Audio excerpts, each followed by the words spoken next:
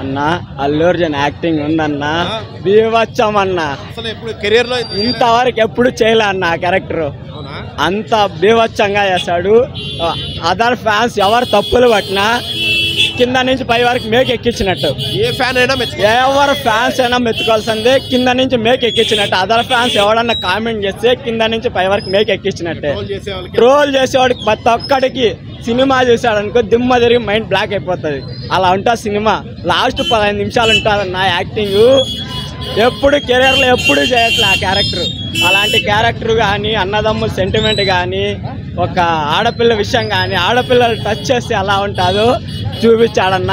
హెవీగా ఉంటుందన్న. అల్లు అర్జున్ ఇంత క్యారెక్టర్ ఎప్పుడన్నా చేస్తాడన్న అనుకోలేదు కదన్నా. దుడుచుకున్నా ఏడ్ చేసి యాక్షన్ తర్వాతే ఎమోషన్.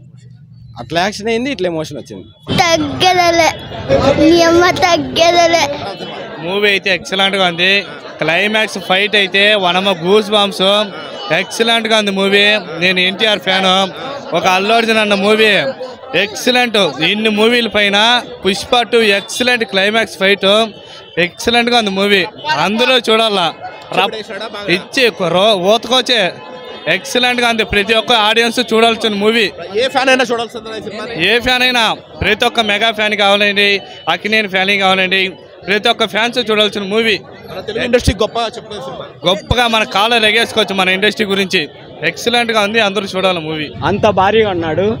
ప్రతి ఒక్కరి చూడాల్సిన సినిమా. 3 గంటల 20 నిమిషాలు అనేది మైనసే కాదు. ఒక్క సినిమా ఒక్క పాయింట్ కూడా బోర్ కొట్టే సీన్సే లేవన్నా. ప్రతి ఒక్క సినిమా ప్రతి ఒక్క సినిమా మొత్తం హైలైట్.